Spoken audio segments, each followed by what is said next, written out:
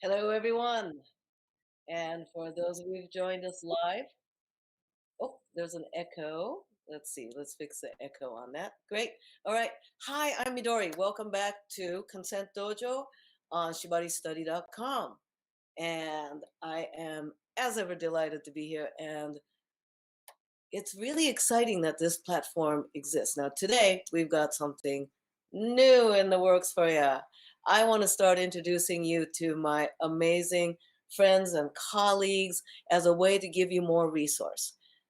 So this is starting today with a special guest. But remember, you are not off the hook for your homework. And for those of you who aren't familiar with the homework I give, check out the videos from the last month. Without further ado, I would like to introduce our special guest today, Marla Stewart. Now, Marla Renee Stewart, MA, is a professional sexologist, intimacy relationship coach, speaker, and author. She's the owner of Velvet Lips, a sexuality education company. Got that? Velvet Lips? Okay. As well as Contract Liberation, a company for blah, blah, blah, blah, blah, blah, whatever. Okay. Read the bio. Read the bio. Here's what I want to say.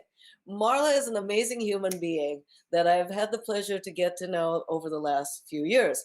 Why? Because I kept hearing about this amazing event, Sex Down South. My colleagues, and let me tell you, my sex educator colleagues are some high standard people. They do not recommend some garbage event. So they kept saying, oh, Sex Down South, Sex Down South. It's great. And they get to go there and be themselves and interact with lots of different people with diversity of interest, diversity of background and heritage, and smart people and sexy parties and like the brains and the sexy combine. And what is this event? Right? It's in Atlanta? What? And so I finally got my schedule to work to make it there, yeah? And and then I meet this like human being who there's a whole team, mind you. There's a whole team. I don't want to discount the whole team, but heading up this amazing team, Marla. And wow, and what was amazing was during the weekend, um, she pronoun she. She did not like show stress. Was a delightful host. That's skill. That's a mad skill. And then I got to get to know her, and even may have had a writing project that I got to contribute to. Looking forward to that coming out. Amazing human being. Now, Marla's not from the rope subculture, but that's also why I am bringing for you, uh, inviting my friends and colleagues of amazing wisdom and skills and knowledge around best practice around consent. So, uh, Marla, let's bring your sound on. Yes, thank you so much, Midori. I'm so happy to be here to talk to you about consent and be a part of the Consent Dojo. Um, and yeah, it's funny because I'm not in rope communities. I just started, like I took a couple of rope classes and it's fun and I definitely got to get better at it. But I'm just excited to be here and talk about consent because I talk about consent in kink and I talk about consent as it relates to sort of gender and different dynamics. So I'm excited just to talk about it with you and yeah, tell the people about what's going on with consent and power and all that good stuff. And to give framework about your work, I talked about Sex Down South, but you also do other work that also touches on and works with Oh consent, yeah, right? absolutely. So I call myself I'm a sexologist and I call myself a sexual strategist as well. And so that's a combination of getting techniques from sex therapy, comprehensive sex ed, and somatic body work. And I'm also a new parent, so I apologize. I'm trying to get my little one to sleep here. Um, But so with that sexual strategy, I do workshops, I coach and really work with people on their sexual skills, enhancing their communication, particularly around seduction, but mostly just general communication, whether that's direct, indirect, and how to move in their sexual experiences around consent. So, what they're doing, how they're doing it, how it relates to the other person, how the other person is interpreting that information, and how we can all work together to ensure that everybody is having good quality sexual experiences. So, yes, and so that's what I do with my business, Velvet Lips. Hey, I want to take a moment to ask our lovely IT support. Um, I could use a little help in where to see the comments. I'm having a hard time seeing that.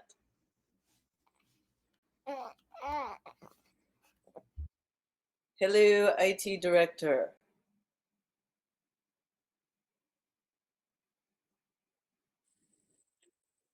Okay. All right, because I know that I'm not, there's another place for me to see the chat, and I am not sure where that is right now. Sorry, Marla. Um, Oh, you are okay. I'm feeling bad that this one is this little one is doing technology. stuff. Am I supposed to view this in YouTube? I should know these things. Well, while while this is being worked out, let's see. Am I supposed to be viewing this on YouTube? I feel like such a dork. Sorry, y'all, viewers out there. It's not Zoom, and I am like mastered Zoom, like bam, right? Yes, I feel like I feel like there's still things I'm still learning about Zoom, but yes, I feel like I'm pretty good. I've mastered a lot of it.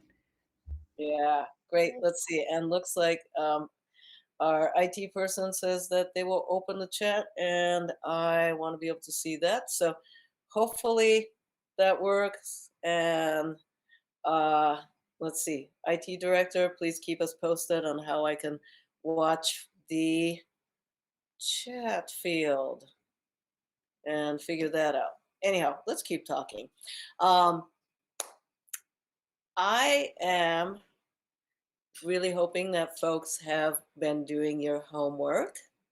And the homework, last month's homework, and ongoingly, is to notice the opportunity for consent making. Notice the opportunities. Now, you don't actually have to do anything. If you want to, that's great. But I want us to start noticing all the opportunities that we have to create consent together, and also to understand when it's not an opportunity to have create consent together, right? That the Marla, did I ever tell you my grocery bag example? No, I want to hear it. Okay, so and the reason for this is the reason for doing this practice of noticing opportunities for consent making, whether it existed and what we did with the opportunity. I I believe that we talk about consent only when the stakes are high, like in the middle of play, right? But how are we going to be able to confidently do that when we're not on a daily basis building up good habits and muscle for engaging in saying what I want, right? So here's my example. I go to my neighborhood grocery store, the one I go to all the time, and I take a little tote bag with me. Yay, I'm taking a tote bag. And I'm talking with my favorite grocery clerk as I'm checking out, blah, blah, blah, blah, blah, blah, blah. I have a tote bag. Now, because this is San Francisco, there's like 4 different bag options that they have. There's the paper bag, there's a plastic bag, there's the pay $1 for the shop logo bag, and then there's bring your own bag. But I'm talking with the clerk, and she just like automatically starts putting it in a paper bag. hands it to me, and I still have the empty tote bag in one arm, I have a grocery bag in the other. That was a consent opportunity that neither of us engaged in. Now, a grocery bag seems like a no big deal, but just letting that, oh, I'm just not going to say anything, just letting it slip by. And was she being evil? No. Was she violating my consent? No. Did she fail to give me the options and mutually agree to somebody? Yeah. She made assumptions. And this is a nice person that I have a constant grocery shopping relationship with. So we both failed in mutual consent making. All right, I noticed that. So I've got an empty tote bag and I've got a grocery bag. I walk out of the grocery store and a pigeon shits on my head. Did I have a consent making opportunity in this? No, I didn't. I didn't at all. All right. So now I have an empty tote bag and a grocery bag and pigeon shit on my head. And I'm crossing the street and there's a guy walking towards me facing the phone. Do we have a consent opportunity as we're approaching this? Yes, yes, we do. He's just not aware of it. Um, he is just not aware of it. So, okay. Well, I could be like, a certain New Yorker moving away. I'm walking here. I could do that. Or I could just like duck away and minimize myself. Or I could say, good morning. And he goes, what? Oh, hey, hi, good morning. So that's my example of consent making exercise. And to notice when we have an opportunity. And It's so yeah. Oh, sorry, go Go ahead. on, go on, go on. No, I was just thinking like sometimes it's so difficult to if you're not used to doing that, like it's so difficult to even um to find it unless you're actually looking for it. And I think as we move on, or as society gets more knowledgeable about consent, I think it's going to be easier for people to pick that out, unlike how they did before. You know what I mean? Because, like you Mhm. said, it was sort of a passive thing, like the grocery thing, the grocery bag. It's sort of like you aren't. We've been conditioned to just kind of accept things without question. Um, and assume things about people. So, um, yeah, but I like that. I like the nuances of what the things you can consent to and what things you can't. And hold on. Mhm. Let's see. I'm looking at this is for IT. Uh, I just got a text from a friend. I don't see option to chat yet. Comment feature seems to be turned off. Uh, I'm not sure how to look at the chat myself Oh, whoops. because I want to hear what people want to share with us. Oh, I Okay. see it. Are you Okay. logged? Do you have two screens? Okay. I see. I'm going into the app. There we go. And Hola. Denmark, I see. Some Montreal, Quebec. why am I not Computers are seeing weird it? and should be thrown into a volcano. Okay. UK, wow. Somehow I am not seeing this. I somehow can't see If it. you If you open up another tab and log into that live, Okay, great. How weird. Okay.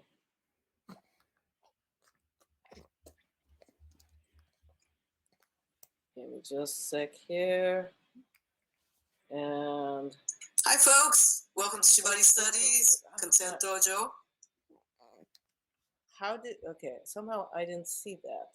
I am. Okay, let me go into the live. Oops, sorry. And then just mute the video itself. Working on it. Oh, Comments. There we go. I see it now. Goodness. Okay. Ahaha. Sorry, y'all. Okay. I was looking at chat on mobile too, and I think that was it. That was the issue. Oh my God. Okay. Let's see. Hello. Can you see this? Oh, technology. Christ. Okay, live chat, folks. Can you see me now? I think there's a little bit of a delay. We'll see what happens. Now,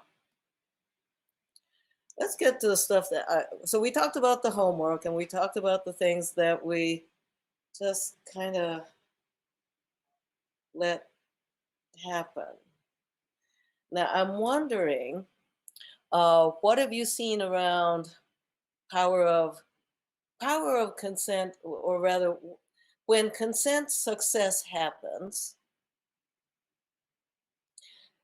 and when it doesn't happen?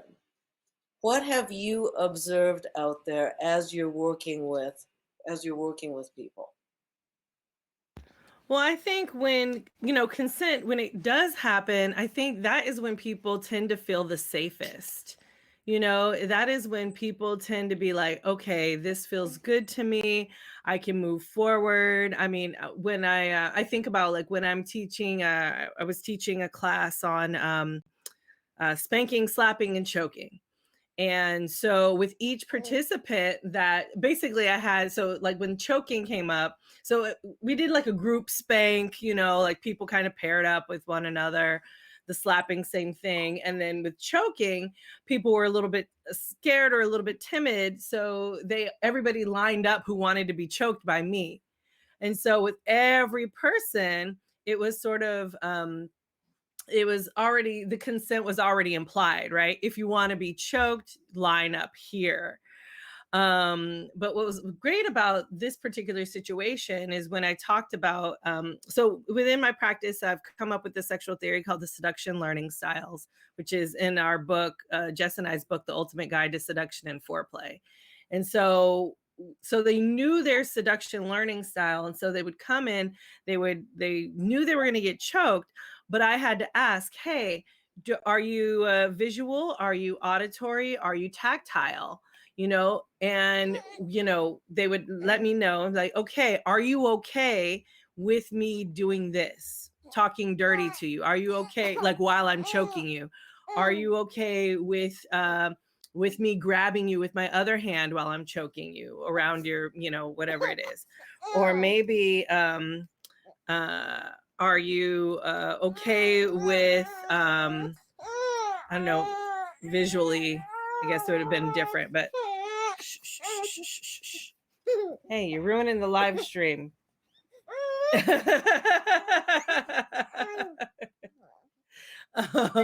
you go over what was it that you called this style? The seduction learning styles. Mm-hmm. So the seduction learning styles is my sexual theory on like how people get seduced. So you are, you could be a visual person, auditory person, or a tactile person.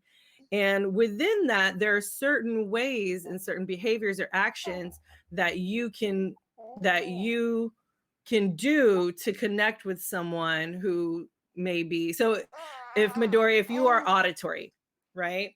A lot of kinky people are very tactile, not shocking. But but say you are auditory. So I would have to, like, in order to connect with you, I would have to ask you questions or give you feedback to have you feel connected to me in some way, shape, or form. So it's a way of communicating in a way that feels good to both parties, and that helps them to use whatever sexual assets they have, or they could just be assets. They don't necessarily have to be sexual, but for me in my line of work, it's always sexual assets.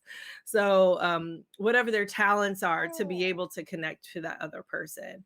And so with the combination of that and the consent piece, it's sort of, hey, are you okay with me doing this? So for instance, if I wanted to talk dirty to you, I would have to ask you, well, would you like to talk dirty? How does that feel to you? What kind of dirty talk would you like? You know? And so I guess to relate it to sort of for folks who are, hey, who are doing rope, it's sort of like, I don't know. Do you talk to your hey?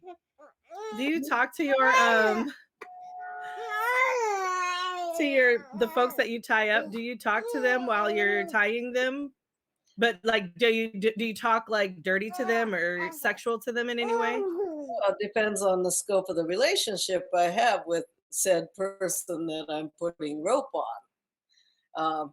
And if it's a sexual or erotic relationship, yeah. Uh, but not always, right? So this is an interesting bit about combining that and asking about, are you visual, auditory, or tactile? All right, let me play devil's advocate. Okay. Well, if we talk about that in advance, it spoils the surprise. We hear that a lot, don't we? Oh, absolutely. Yeah. Especially I think when I teach about around consistent consent. So what I call consistent consent is, can I touch you here? Can I do that? Can I do this? Can I do that? Where some people need consistent consent, a lot of people are good with consensual non-consent, right? So I'm not sure if you have talked about consensual non-consent yet or anything like No, that. But not yet. Not okay. yet. We're building up muscle towards being able to have straight up awesome consent on a regular basis. Okay.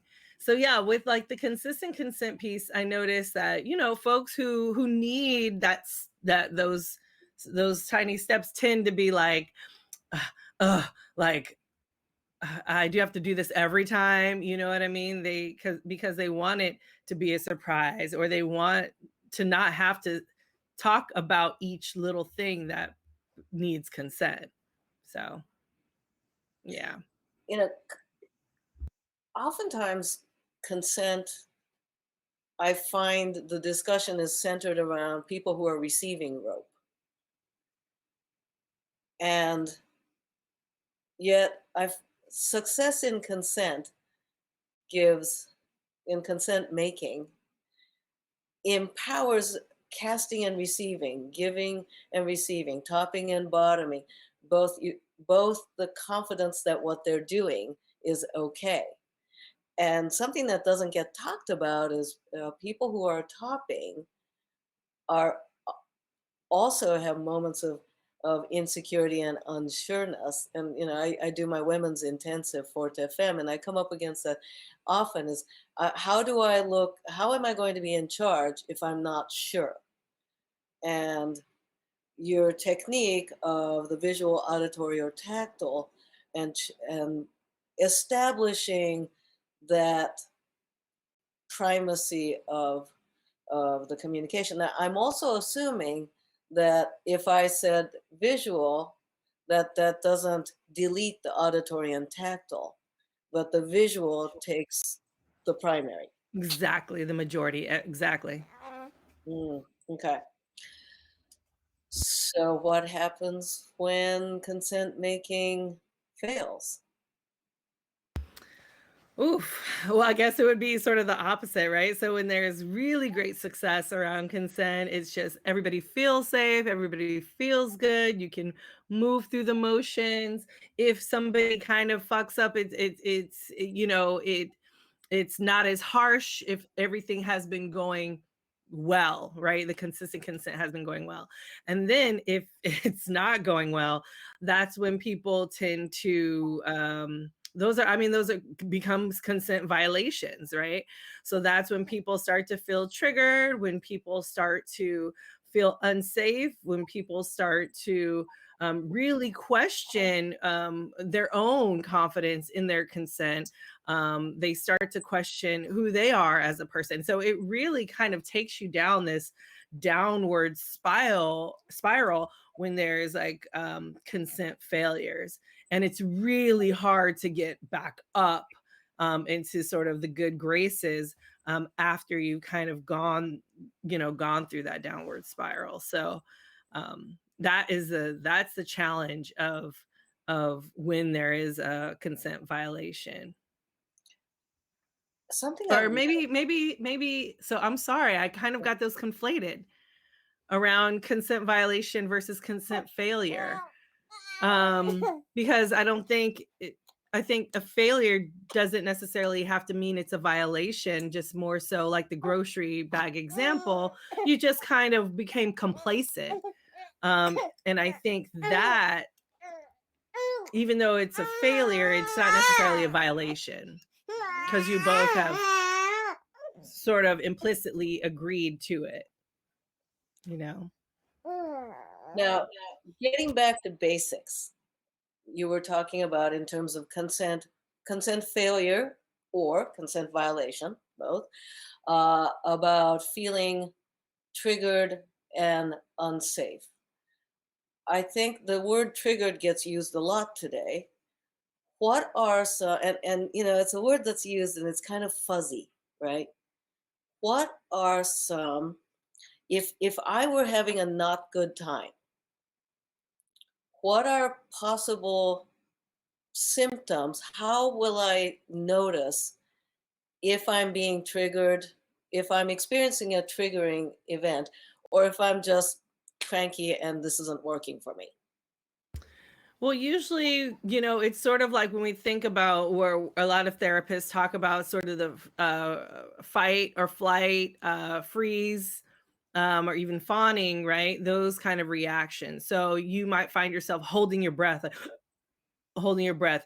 I have a client that I say, what are the things that you're feeling? Do you feel your butt puckering? Does your butt pucker, when something you feel tight, you know? So you maybe stop your breathing, your butt puckering. So that's the sort of the freezing, you might want to move. So the flight, so get away from the situation, walk away, shut down. So all pretty symptoms of sort of the body language. Shoulders dropping. You face, eyes sort of drooping or looking down low, the absence of emotion or lots of emotion, sadness. All of these things could be considered sort of, you can read on the body. So I would assume that the symptoms, or to notice, I find it often helpful to have people notice the symptoms to identify if it's unsafe or triggering. I would assume that the symptoms are varied by individual. Oh, yeah. And if I've never played with rope, how can I inventory my possible reactions that it's not working? Ooh, that's a good one, because I think you really have to be in tune to who's tying you up. Like that person really, the person tying you up really has to like pay attention and see what you're doing. And I think when they spot something, or even if they don't spot something, as long as they're checking in consistently, then you can also check in with your body as well. So it's sort of like, hey, how are you feeling now? What are your legs doing? What are your arms doing? How's your torso? Or, where's your mind at? All these things can be helpful when it comes to uh, uh, checking into your own. But that again, that puts the onus on the person who is, tying. Now, Now, something that I'm thinking of mhm. that for especially my students that haven't done kink before, um, is to consider the inventory of their stress or trigger symptoms under other conditions. In the past, okay, so you haven't done rope bondage yet. That's fine. When your boundaries were stepped over in the past, maybe sexual situation, did your butt pucker? Did your shoulder go up or down? Did and think back to that because I'm thinking it would be likely to recur. Oh, Oh, yeah. we have a question in Yep. the room. I'm going to read this. I have a question. If before the scene we agree if something is going or feels wrong, we talk and can remove consent about the specific point, but the person say nothing during the play but complain later. I am going to reinterpret this question because because a little bit hard to understand here. I'm assuming that this means that we've negotiated before, we made the agreements, and then uh, in the middle of during playing, let's say if you and I were playing, I did not safe word or I did not communicate my boundaries, and then after play I am saying that Marla uh, ignored my consent and boundary. So I'm not sure what the question is on that. So if the writer can, that's a situation, right? So what is the question about that? I'm going to throw that back to the person who raised this question, because I understand the context, I believe, and tell me what the question is. There's While also another question above that too. Oh, let's see. Above it. Let's see. Uh, al- although this was about the pre-talk, Oh, pre-negotiation. Although making explicit what you're about to do can also be hot. Yes, we agree. Two birds with one stone. Um, I want to talk about before we even negotiate, pre-existing power differential, because that is a mhm. thing, and I don't think we talk about that. Absolutely. That's actually one of the things I know I touch on in my talks around kink, I like kink intro, is sort of the power and privilege dynamics, right? So when we get into a situation or we're getting into a scene or before we're negotiating a scene with someone, we really have to think about what kind of power or privilege dynamics can we see at the during. So for instance, is it a gender identity specific, right? Is it, is it man woman dynamics? Is it masculine feminine dynamics? Is it race dynamics, right? What kind of space are you going in for those race dynamics? um just sort of class dynamics, right? Whether you have on leather or you can't afford leather. Those kinds of things can often be um, uh, we have to think about those things because the person with all the leather and all the 18 toys or whatever it is, the bajillion toys, and the person who has none, the person who might approach the person in leather who might approach the person who has none, the person who has none might feel pressure or maybe a little bit complacent around consent because they maybe view this person as maybe as a higher class or having more power than them. So I think it's Status. yeah, status, yes. Oh, I want to give a little shout out to your wonderful series that you created, Race and Kink. Yes. And I want to give a shout out to that. It seems to happen in periodically. Yeah, Uh, we're doing it monthly. Mhm. it's a great space for as somebody who's minority, that I found it a great space to feel safe and discuss things. So for those of you who are interested, check it out on Race and Kink. Follow Marla. Now, all right. So devil's advocate again. All right. Mhm. I want to talk about the power differential. So let's say devil's advocate. Oh, but Marla, it's, and I'm going to give an example of uh, example of cis white male, straight, cis white female, straight, same age, okay, and the fellow says, but we're not in a DS experience. Uh, I am. We are negotiating this. We are coming from an equal place. So we're coming from an equal place and mutually respecting this negotiation. And I am doing all the negotiation things right. And let's assume that they're doing all the negotiation things right. Right.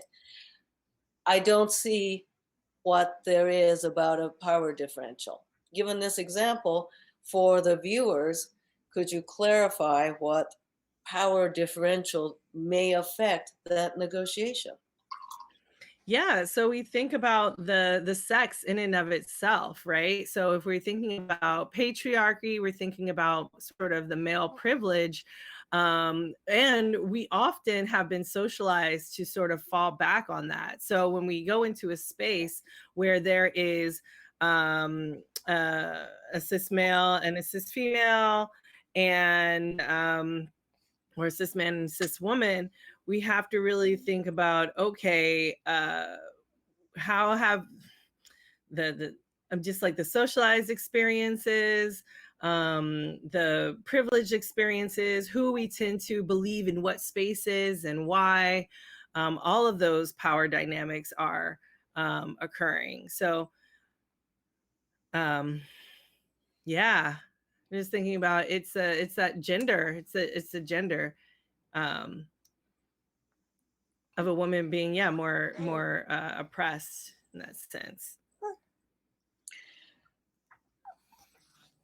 And that I've found that those with the greater power in the situation are oftentimes unaware of the power that they have and the concessions that the other person is making, and oftentimes unconsciously.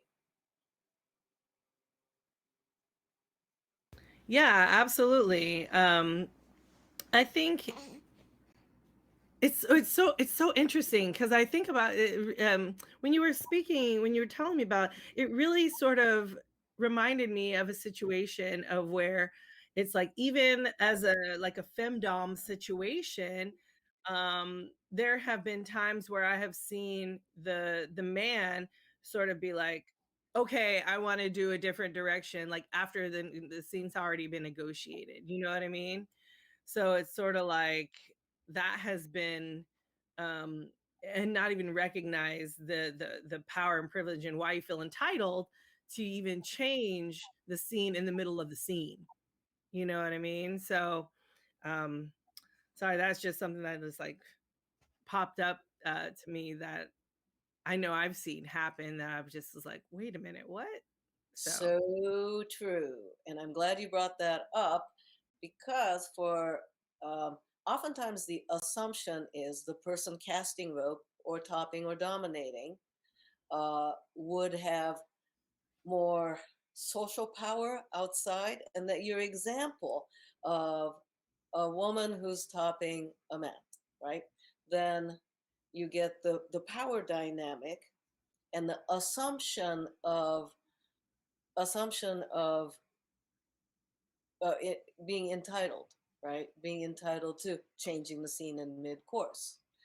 So if you are going into a scene, whether you are topping or bottoming, consider the social, cultural, economic power differential. It's a subtle thing. And you're right, for the case that you mentioned, for the woman who's topping the man, it's I've seen it so often with Forte Femme where it's easy to acquiesce, right? Mhm. Hmm. Yep. Um, What do you recommend when that may be the case? How, first of all, how can we recognize? How do we recognize before going into negotiation what are each of our powers and social entitlements are? How do we do this?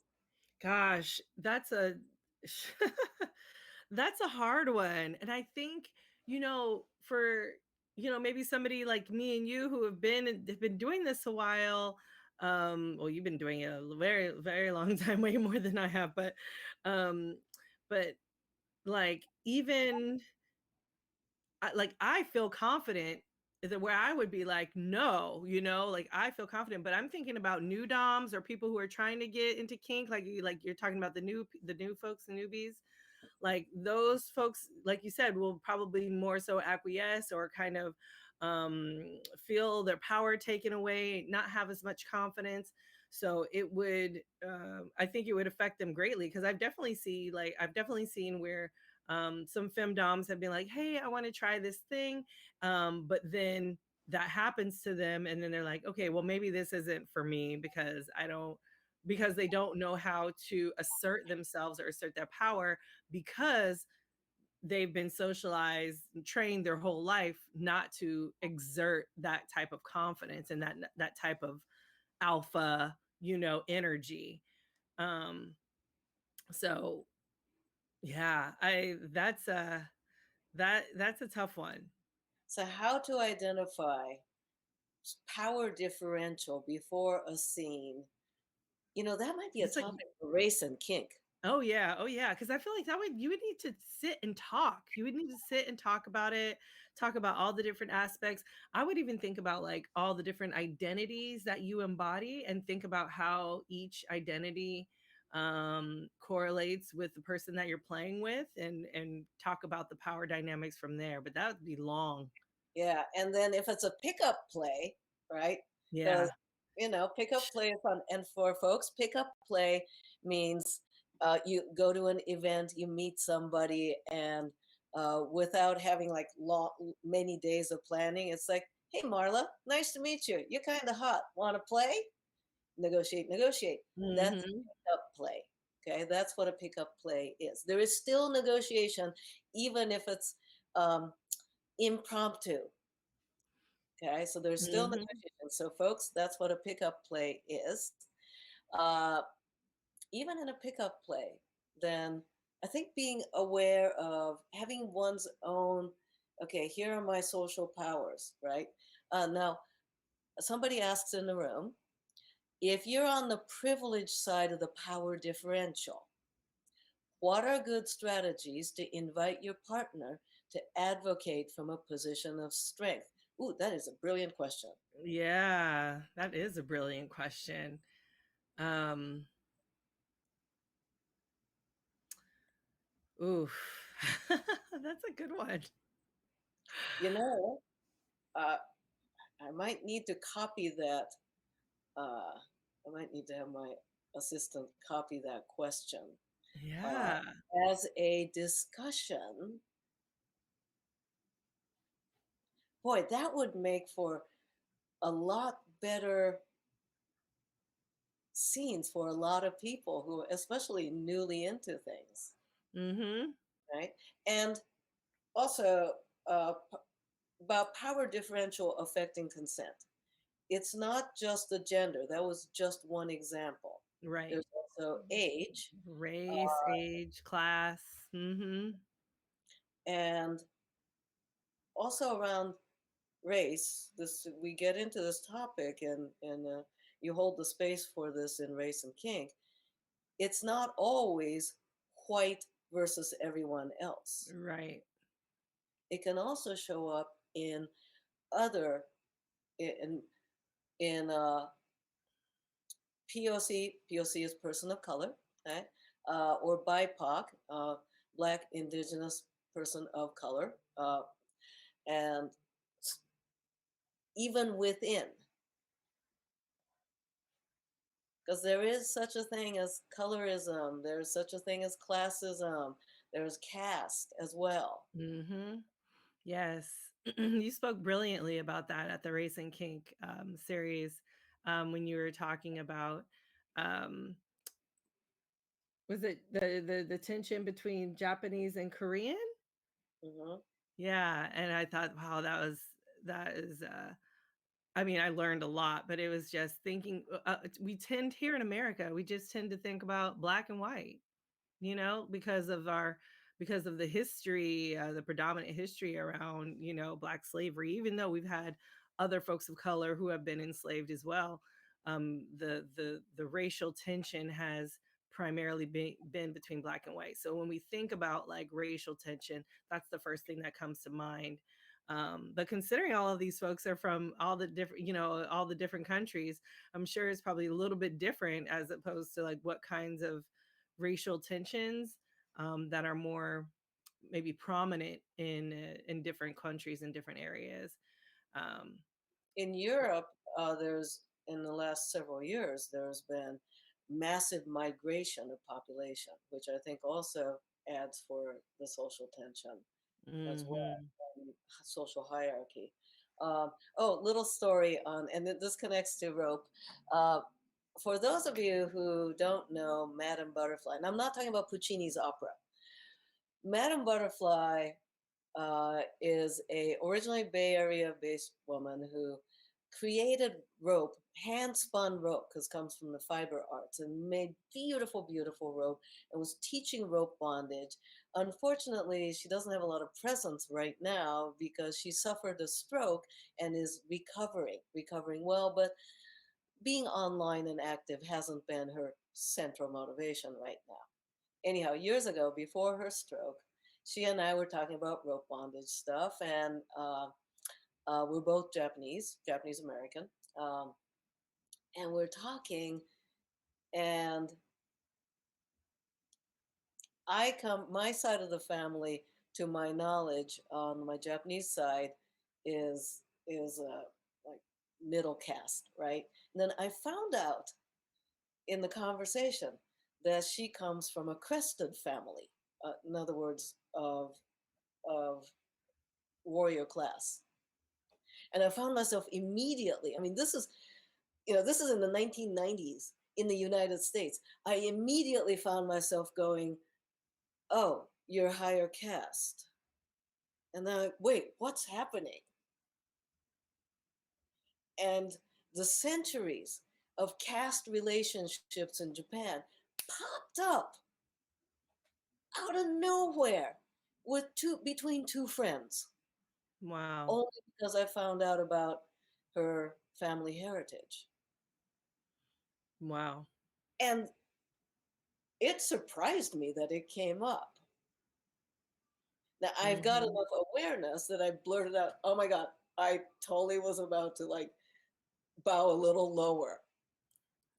Uh, but to recognize that, and after decades of working on myself, was really quite surprising. And at that point, had I not noticed that, I would have had a whole deference in play.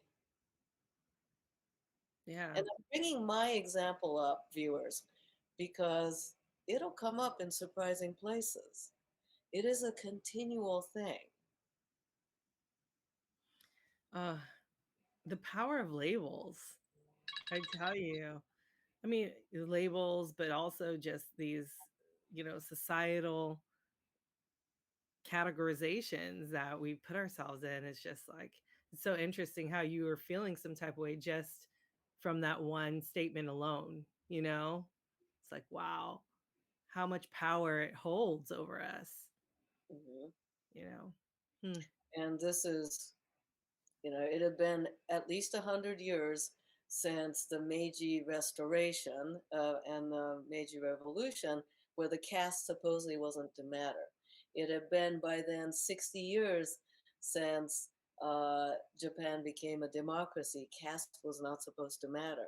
She's been 4 generations in the US. Caste was not supposed to matter. And it came up. And I found it shocking and fascinating. And I bring this up, audience, because you may not know it when you stumble across it. But I want to go back to the question here of if an individual is on the privileged side of the power differential, what are some ways to invite the partner to advocate from a position of strength? What are some Hmm. thoughts? Because this is a damn fine question. And I think it ought to be taken up in the race and cake. I know. I really that's a good one because for me it's sort of like how it's like how do you train a superhero? Hmm. You know, how do you train someone who exudes that confidence, that power, that strength? Um,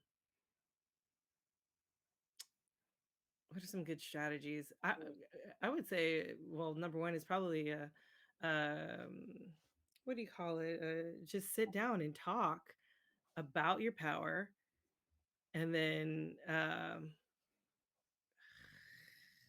Depends on the kind of scene, right? Oh, by yeah, the way, to the viewers, hey, folks, you are witnessing two education professionals, highly academically and practice and lived experience trained, coming up on a great question. And this kind of discussion can only happen upon the foundation of creating a consent culture, because up until recently, those of us in our education position have just been fighting the battle of no means no. But now we are at a position where we can tackle the next questions. No, we don't know everything. And this is how we figure it out.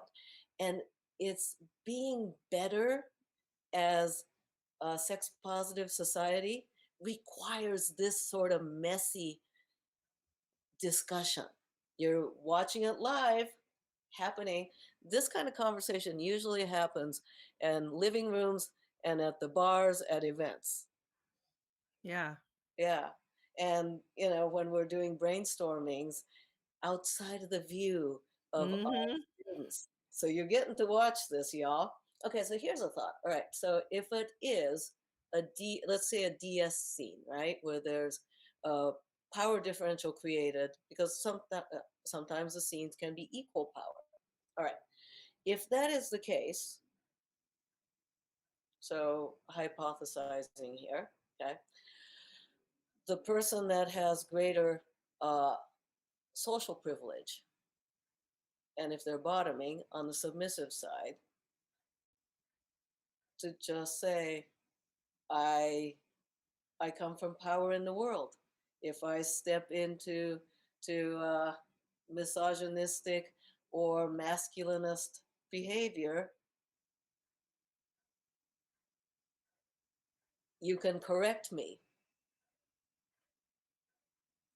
Mm. And I'm in my head, I'm just like, would they though? Well, I guess giving them the option of you can. You know what? There's privilege in I mean privilege. There's power in choice.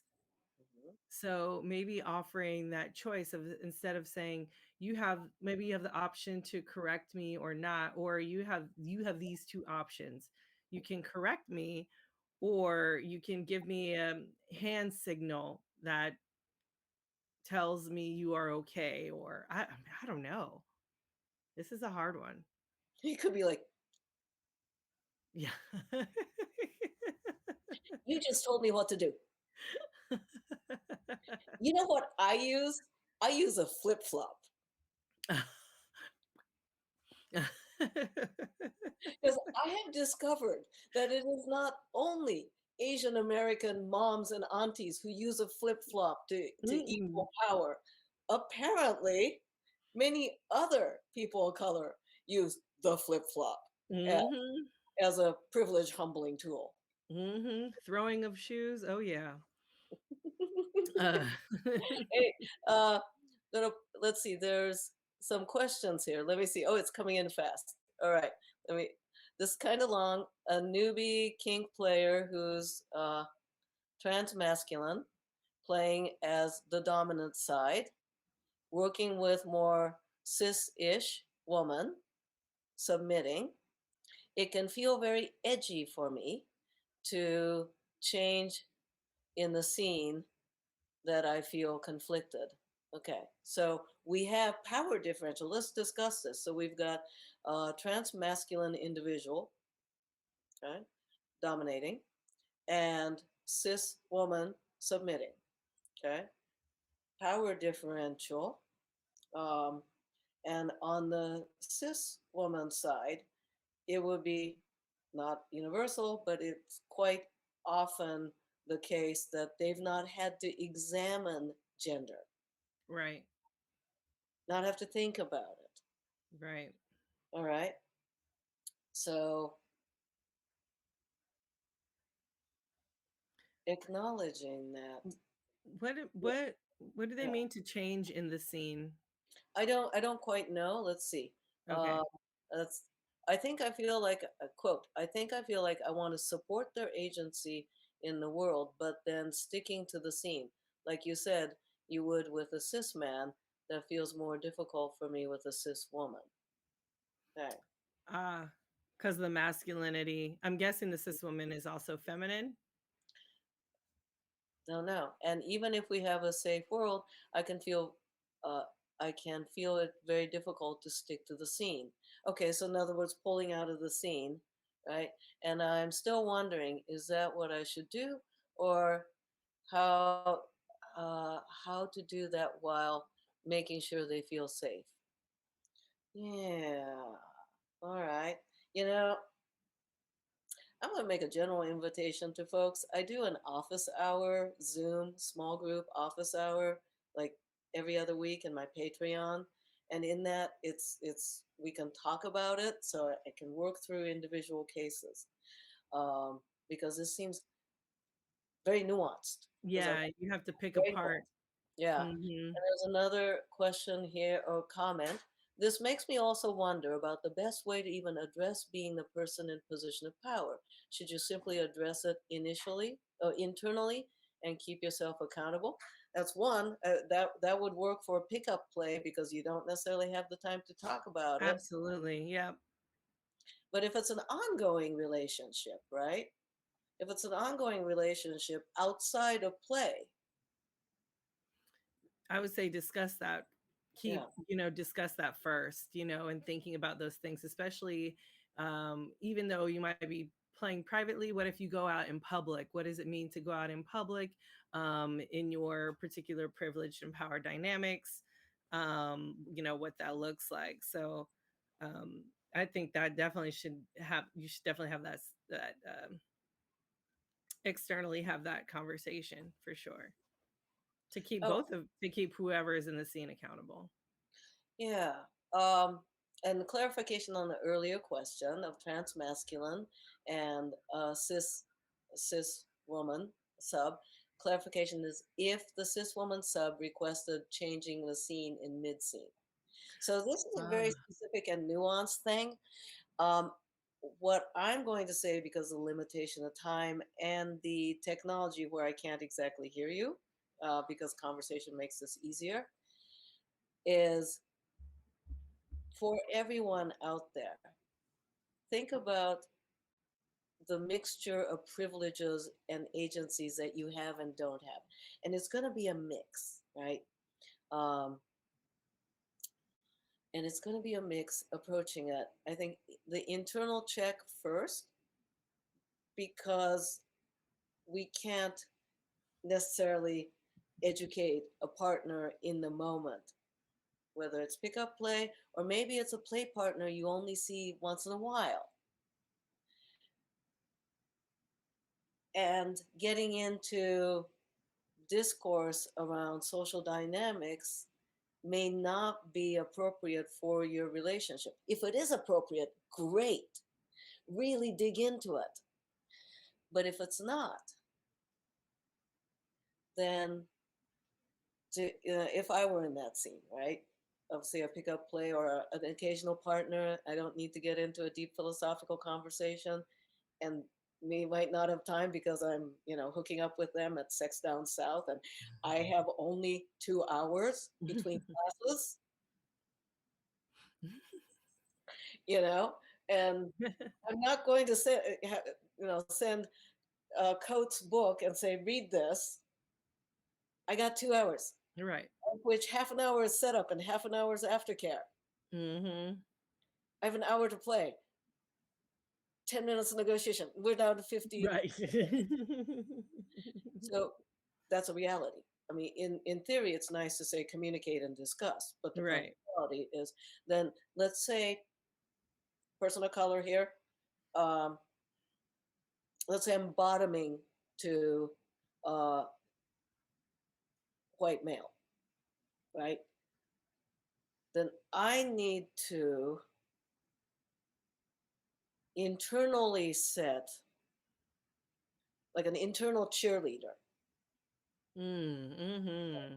an internal cheerleader, not an internal boundary, right? Yes, internal boundary, but more an internal cheerleader to say, "Girl, speak up." Mm-hmm. Absolutely. Um, and if it helps you all to hear it in Auntie Midori's voice, "Girl, speak up." Put that on the recording. Yeah. Yes. The And if superhero pose, whatever you need to do to mm-hmm. I'm topping, again, I'm cis female, middle aged, and minority. I have some privileges, and I have not privileges. Um, and I recognize that as non consensually white passing,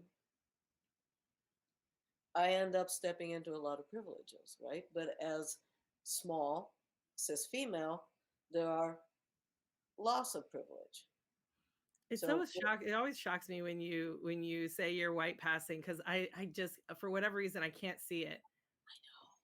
I can't see it, but I understand other people see it, but I'm just like, what are you talking about? What are they talking about? Anyway. and so for the viewers out there, that each of you have different powers and privileges and loss of power and privileges. Start thinking about that and how that might influence your negotiation. If you are a person that has the less scale, right, on the less power side, you might need to push yourself up a bit more. And if you're a person with greater privilege when negotiating, listen, step back, listen, don't tell what the other person should be. How's that sound? Mm-hmm. Yeah, exactly. I think that's a start. We don't really talk about the pre-existing power dynamic going into creating consent because that consent may be muddled, and this Mm-hmm. may be where a sense of coercion can happen as well.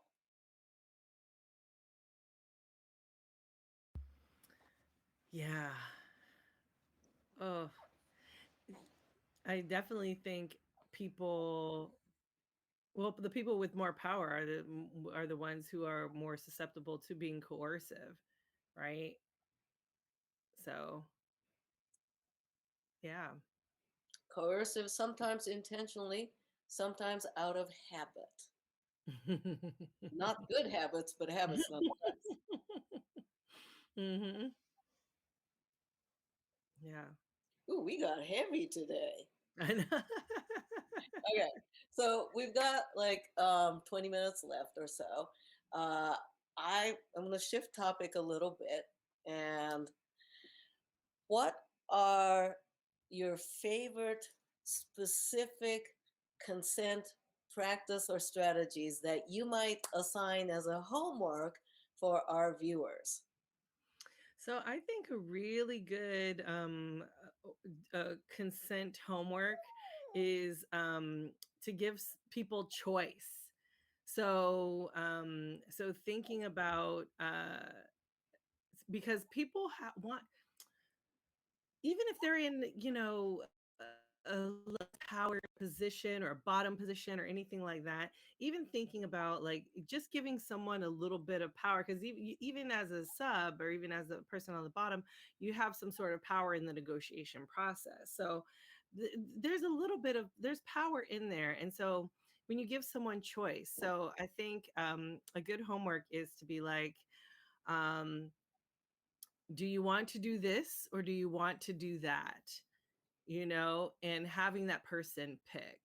And this sort of goes along with that question of how can I get someone to advocate for themselves, is by, giving them that choice.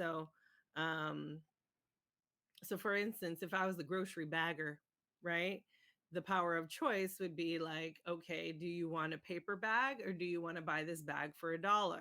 Or do you want, whatever? And so handing that power off back to you to make that decision.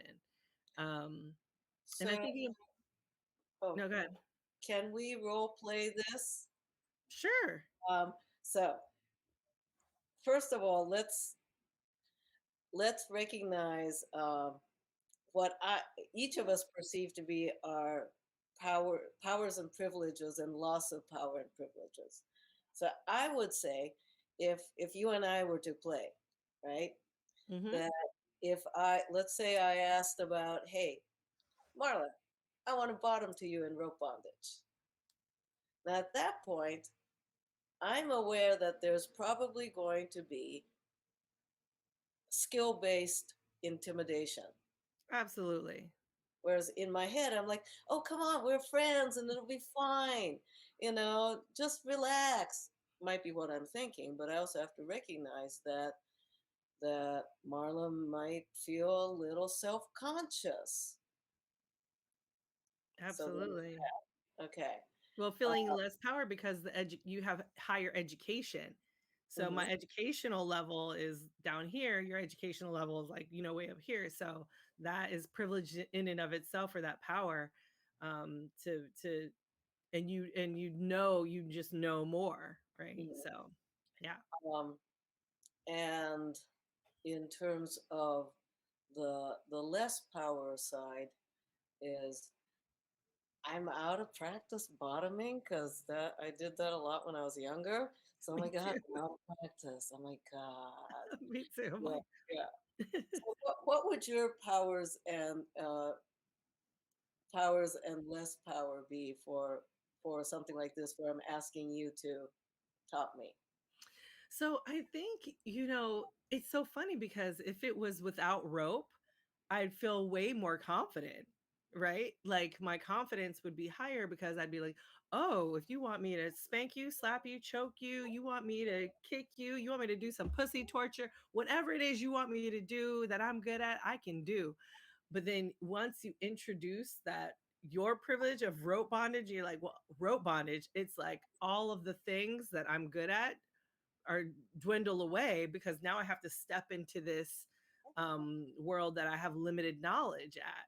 So, um, so yeah, it's so interesting how that dynamic shifts, right? So when we think about like even the intersectionality of everything, how things shift and change just based off of one thing. One thing alone can shift the whole dynamic. Yeah. So yeah, Okay. so So interesting. so let's try this giving a choice thing, Okay. right? Mm-hmm. So let's You want me to start? yeah, Okay. Oh, all right. Hey, Midori. How are you feeling today about bottoming? kind of nervous, Kind of but nervous? Okay. Well, would you like to do some spank? My hands, they get a little tired sometimes. So I'm really good at spanking and I'm really good at slapping. what would you like? Would you like to be spanked or would you like to be slapped? Because I want to make sure I give you 100%. So spanking's the butt, slapping is face. Yes. Okay. Let's go with the spanking because I got too many Zoom meetings and it's going to make me all puffy. Okay. All right. All right. So spanking. Reality it enters there, right? Yes. Excellent. So, okay, so we'll do some spanking. Excellent. Now, with spanking, I'm also really good at choking and using my hands in other places. Can I use my hands in other places, or would you like for me to just choke you? Not on the choking. Last time I was choked, it gave me black eyes because of blood flow, and I have that thin Asian skin. So Oh, no, no. I'm not choking, but other part, grab away. I like a heavy. I'm one of these people that like a heavy massage. Now let me give you a choice. Okay, Hmm. so choice. We could get genitally sexual or not genitally sexual. Ooh, yeah. Let's just be sexual. Let's go genitally sexual. Yes. Okay, and my my pussy available, but it also can be not available. Um, and then there's your pussy, your velvet lips. I don't know if it's available or not, but mine is um, equally available and not available. I am fine with either. Okay, viewers, I just put sex on the table, right? But I also made it in such a way that it's not a demand, right? That it is a choice. Exactly. Exactly. You want me to answer? Okay, yeah. Okay. Um so with those two, so that you gave me four choices. So um I would say your pussy available, my pussy not available. Okay. So this is a nice example of giving choices, and at one of the choice, uh, I one of the choice on the choking, right? So I nixed that and then said instead what else I might want. So at that point, I was offering a choice back to you. Yes.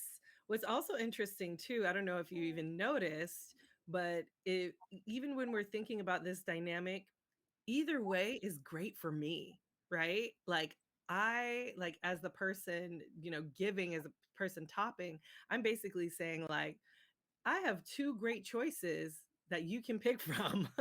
Pick one choice that feels good to you because I'm good with both of those, Okay. you know. What if I said no to both of them? That's interesting in with our the way that our brains work, we don't even a lot of times we usually just make a choice.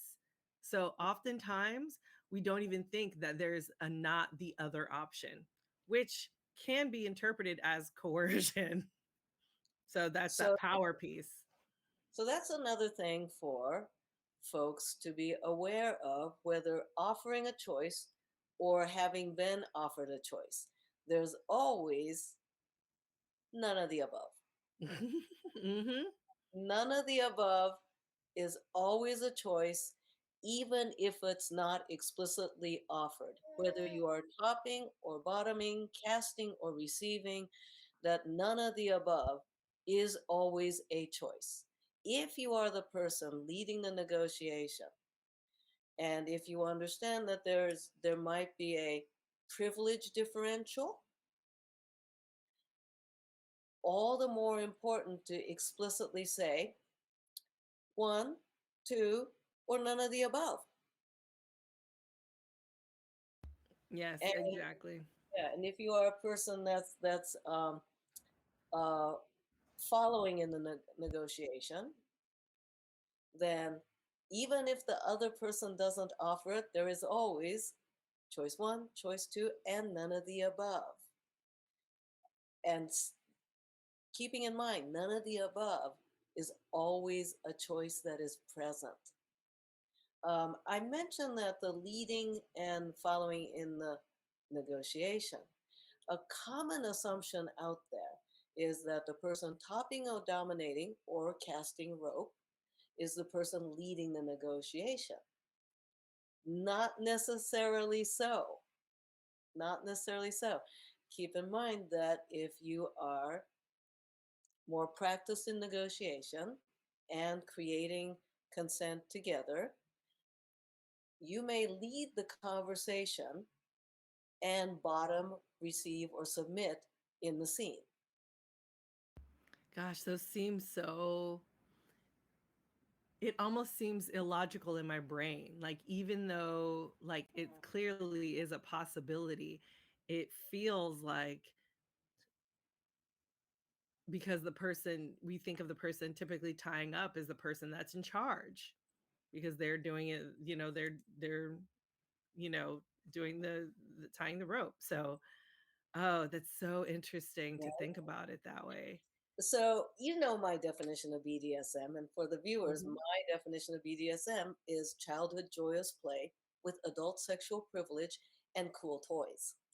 So, thinking back to childhood, right? So, if you're my best friend down the block and we like to play chasey games, and I like to be the one running away from you chasing, that maybe that's the game I like. When we were kids, now I could come down and say, "Hey, Marla, want to play chasey game again?" And then I could set the rules. I could say that's a safe zone, and okay, you're faster than me, and I'm small and slow, so you have to run slower. You know what? How do we do that? How do we get you to run slower? We'll have to do that. And okay, and I have to go in when my grandma calls me in for dinner. Yeah, you'd be like, So, yeah. mm-hmm. So I'm the person bottoming in the chasey game, but I set up the situation. And as a kid, I'm, I'm only child here. I may be like, telling you all the things, but I also know that my bestie Marla can say, mm, no, I don't like that safe zone. Yeah, or even I was thinking about when you said run slower, like you have to skip, like you can't actually run, right? You only can do it this way or that way. Yeah. That's genius. Mhm. That is genius. I was thinking putting on the shoes other side. Okay, so this, folks, is an example of how a negotiation and consent making can be done where the person who's bottoming, receiving, or submitting can lead the conversation. The way that it's collaborative. And if you are engaging in dominance and submission, remember the power split does not happen until you start playing. So let's take a moment and see if I have any questions. We have any questions here. Let's see here. And somebody says this conversation is so interesting. Thank you so much for dabbing into these waters in front of us. Yeah. So, question for you. And you have an event coming up, bunch of different events. And of those events that you have coming up, producing, participating in, etc., are there things that will have components of addressing consent? Oh, absolutely. So, Sex Down South, we always have, not only do you have to consent to being there, but we also have, you usually have at least one consent class at Sex Down South. And then for the Racing Kink series, we have our guiding principles for that as well. And we have a consent based policy in there as well. So, Yeah, I know you know the bonobo tribe, right? Oh yes, So they they have go a by really they go by extensive Bonobo Network now. oh, bonobo network, my bad. Um so they have a really extensive consent policy. I was shocked. I felt like it was like 20 pages long, probably even more. It was very extensive. So I was just like, whoa. So I was just wondering if you had seen that or not, or Oh, what you thought it about it. is brilliant, and it's a living document that is constantly being examined. I'm very impressed with Bonobo Network. Yes, Yeah. yes. When is the next Race and Kink? The next race and kink is next week, I believe. What? Oh no, the 29th. Okay. Whew, great. June I'll be 29th, we have a Madam Posh. So um yeah, so Race and Kink, it's every month at the end of the month. And yeah, like I said, we have our guiding principles that have our consent policy. And once those are violated, we are a one and done. You do something wrong, we kind of we kick you out real quick. So we have like a zero tolerance policy on that. And when is Sex Down South? Sex Down South is September 9th through the 11th. We're doing a hybrid conference. So not only will it be in person, but it would also be online as well. Well, some sessions will be online. So if you get an in-person ticket, you will have access to the online session as well. So So our viewing guests who are from everywhere else will be able to attend. absolutely. Absolutely. Yep. So yeah, we're going through Hopin again is our platform for the hybrid piece, and we're working with a social media um what do you call that? Like video camera company. I don't know what is their live stream company. Ah, yeah, We're hoping to get like our popular sessions like online as well. great. Like, like what? Um, well, right now I'm finalizing the workshop, so we'll get those out soon. We'll get that Okay. schedule out soon. And where would they find the info for? Sexdownsouth.com. Yes. Really, that simple. Yes. Awesome. All right. Let's see. Is there the last few minutes here? What would you like the viewers to take away today and to think about from our conversation? Yeah, I would like the viewers to take away that there is like all different types of consent. And that it's just not verbal. We have nonverbal, whether it's consistent consent or whether it's consensual non-consent, which I know you're going to get into later, or whether it's enthusiastic consent and needing to provide that, or even consent when people have been inebriated, so thinking about how um inebriated consent works. So I think just think about the nuances of consent and that it's not just sort of this straight line, that there's choices in consent. And I love the fact that you said that there's always the none of the above. I think if anything, I want the viewers to know that like even if somebody gives you two choices of things that are great, there's always the third choice of I don't want to do any of that. So no, I thought that was brilliant and great because, like I said, our brains as humans, we tend to just be like we only have two choices, but in reality, we have more than that. And when it comes to dessert, for me, there's a fourth choice. What is that? All of them. All of them, yes, all of the above. All the above. All the above. Yep. That is also a choice, especially when it comes to dessert. Yes, yes. Yeah. All right.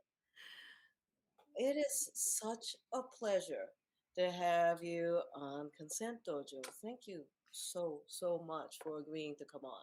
Yes, thank you. Thank you for having me on and thinking about sort of the nuances of rope. And I really enjoyed the negotiating scene and thinking about how the power and privilege and how that weighs out, especially if rope was introduced. And yeah, I know.